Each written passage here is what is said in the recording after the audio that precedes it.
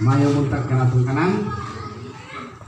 Sa nga panahon, ganyan kita nakayusa, alam sa pagpasalamat at pagpasalungog nato sa tungguhin na Diyos. Muna nga niyong orasa, magkapaminaw sa pulong sa Diyos, at panuman ini sa pag misis na ito, doon ay nag-ingon sa pag-gawin na doon siya sulti ka na ko nga doon ay himong child education tayo.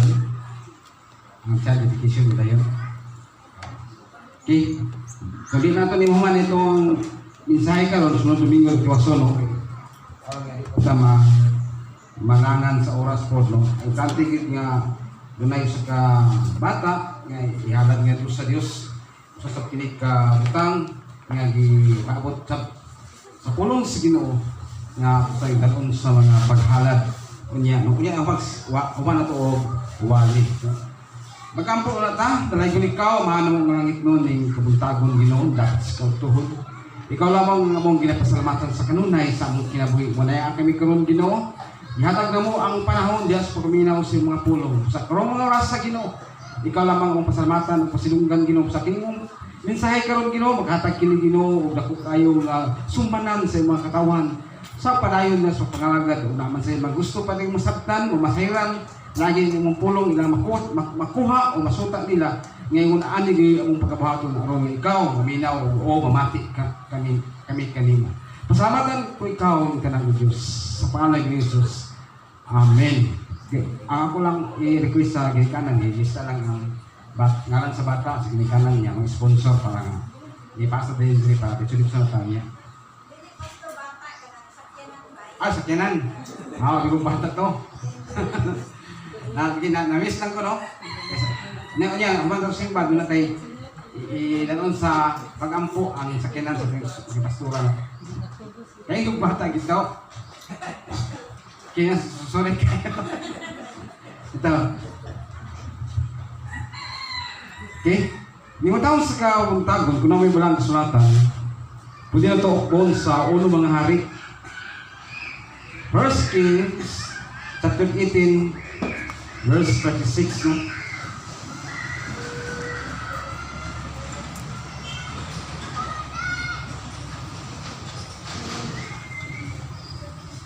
Ngato sa 38.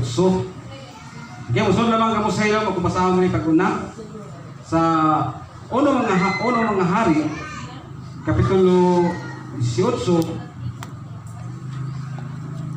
magsugod ta sa 36 ngato sa 38. Okay, kumpasahon sa paghimo sa haponon nga halad, si Pagpite Ilyas mitol sa halaran, o mingon, o Ginoo, Diyos ni Abraham, ni Isaac o ni Jacob, ipakita nining adlaw nga ikaw mao ang Diyos sa Israel. Og nga ikaw og nga ako mao ang imong alagad og nga gihimo ko kining tanan tungod sa imong sugo. Kini matawag sa kamuntagon ng kaigsunan usa kini kadako kayo nga mensahe para kanato sa pagpasabot sa pulong sa Ginoo, no? Tungod kay naay mga panahon sa atong kinabuhi siguro nga naa kay mga pangutana o na kay mga gustong katinawan o na kay gustong ipahiluna o mahatagan ka o daya gayot nga pagpasabot may tungod sa mga pangunahuna nga nakakaroon sa imong mga nagkabilin ba karon sa pangunahuna o pagbati. Muna kini nga mensahe aming soon nagka-focus kini sa or directly nagkuha og pagtulungan sa kinabuhi ni Elijah. Kini si Elijah usa kini ka propeta sa Dios o usa sa kini ka matawag na to alagad sa Dios or nanganagad sa Diyos, no? Kumingon ka sa mong kagalingon, unsa man ang status sa kong kinabuhi, hindi ko alagad, pero nanganagad ka sa Diyos, no? Sa pagpangalagad sa Ginoo, ayaw inang mo kay pangayoon sa Ginoo, no? Naagi kay pangayoon sa Ginoo. Gusto nyo ka mutubag ang imong ipangayo nimo ngadto sa Dios, o gusto ka nga maangkon nimo ang mga ipahandoy po nimo sa imuhang kinabuhi. Now, dili sa kinabuhi ni Elijah, makuha na kinatawag pagtulungan sa akong kinabuhi. Tungod kay tagan sa ato karon nga gusto gyud, no, nga maangkon nila kuno sila ang mga gipangandoy sa ilang kinabuhi o gitingwa sa ilang pangapagbati o sa hunahuna aron maangkon nila ang katagbawan karon o kalipay sa ilang pagpalayon sa pagkinabuhi ining panahon na, no? Wala nga dunay mapagtulunan nga ato makuhaan kini nato karon og unod nga aron makasabot kita, no? Ako gini ulhan og why it rain when Elijah prayed, no? Nitabo ba na si mong kinabuhi kung kay namong ipangayo sa Ginoo. Matingala kang wa man yun matubag pa nga akong ipangayo sa Ginoo. Nangandoy ko usa kay mong ipangandoy, no? Nangandoy ka og ingon kasi guling nga gusto ko nga makaangkon og naibutang nga kung gusto maangkon. Pangayoon ko kini kanimo Ginoo, no? Nya kay gusto guling hatod karon wala pa man, no? Nga nasa imong nahuna. Pero unsa kay angay na tong buhaton? Aron nga gusto nato nga maabot o madawat nato ang atong gipangayo nga gipangayo, abot ang gipangayo nato diha sa atong kinabuhi gikan diha sa Ginoo. Muna nga kung lawayo na to ang kinabuhi ni Elijah usa gid sa kapropeta, alagad sa Ginoo nya siya pagkinabuhi nagsunod gid siya sa kabutuon sa Ginoo. Muna daghan sa atong karon nga panahon, daghan karon ang mga katawan, daghan karon ang mga Kristohanon, daghan karon ang mga tao nga nakaila og Dios. Panda kay makakulian o mga pakyasan nga ilang naabot sa ilang kaugalingon tungod kay adunay pa mga punto nga ilahag hapon nga no wala na matagad sa gusto sa Dios nga buhatan to sa tuwang kinabuhi. Wala nga diri sa tuwang pagkasigutan karon kung mga kapangutan ta kuno si Elijah gitubag wala sa Ginoo. Kuno gitagaan man sa Ginoo og katubagan sa iyang mga giginhanglan sa mga pagampo. Doon ay mapunto rin atong pang natin kini o pagtulunan sa atong kinabuhi. No, una, ang gihimo ni Elijah siyang kinabuhi. Sa imong kinabuhi kung mangay ka sa Ginoo. Ayaw ina nga hindi ka mulitok sa ngalan sa Ginoo, no? Mulitok ka ngalan sa Ginoo. Mayon di ka sa Ginoo nga ngalan imo kini siyang ito ka ng specific name niya, no? Kung yung ka Ginoo lang nya walay ngalan niya nga Ginoong Hesus, no? Murag dunay mga questionable pa nga matubag ba dayon ang imong mga ipangayo ato kaniya. Mga dias tong paghisgutan karon mga igsuonan. Ngano nga si Elijah sa diyan og ampo siya sa Dios. Itubag man gyud ang iyang mga pagampo. Imagine mo, no? Nya kita karon dugay na nangagad si Ginoo, bro. Gusto ta nga matubag sa Dios ang atong mga gipangandois kinabuhi. Gusto ka nga kain ka nga Ginoo. Tuguti gid intawon ko tagayo mga panalangin nga mo ako gikinahanglan sa kinabuhi. No? Ngay sa ila sabtan.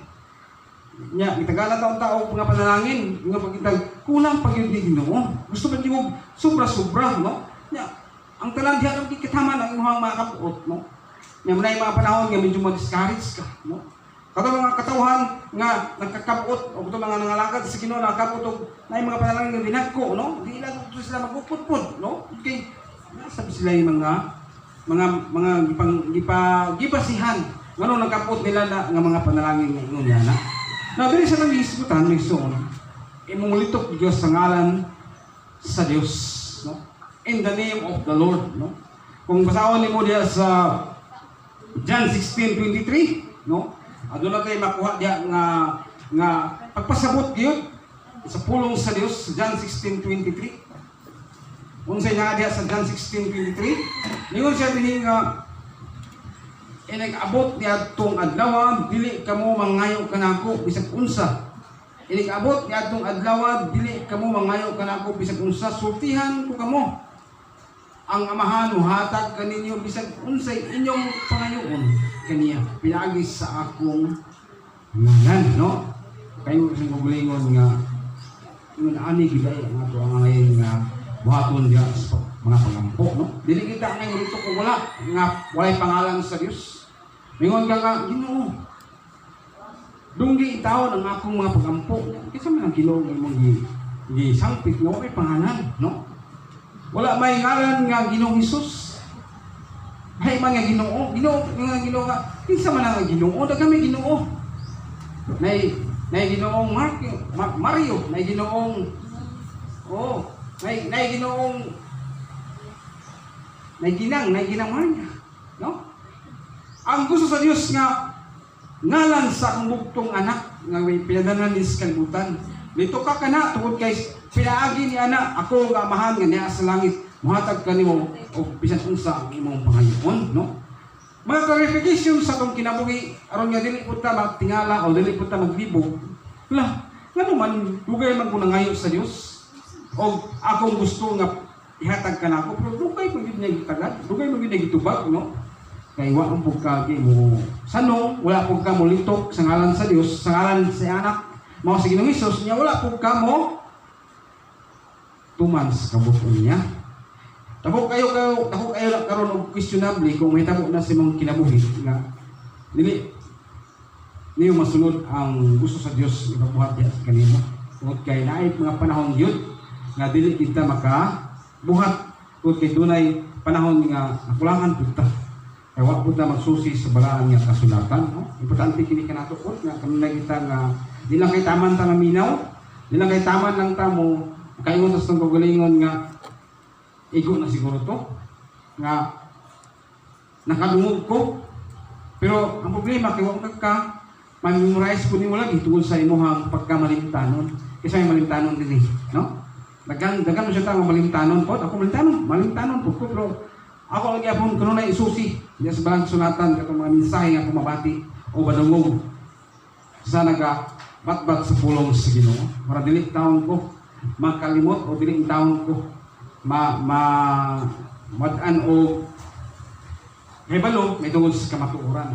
No, kung ikaw karon sa imong kinabuhi, mabitaw sa nga na mga panahon nga mayon ko nga magbutang sa mga apps sa akong cellphone nga Bible kay basin niya ko kadala og Bible ba nya kalakaw ko makatuk sa layo nga dapit layo ka barangay nya dunay mangutana sa kuwa nya ko kadang Bible kay akong nahuna wa man siroy mo ko'y buhaton dito sa dito lapita na magsulti ko sa pulong sa Ginoo di lang sa pumunta Bible kay akong bag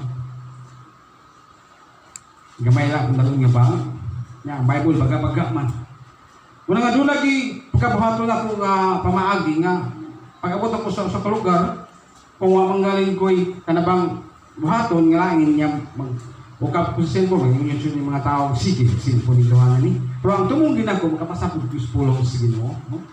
Kung kayong gusto kong kagalingon, nga gikinahanglan gayod, nga masayod ta sa ngalan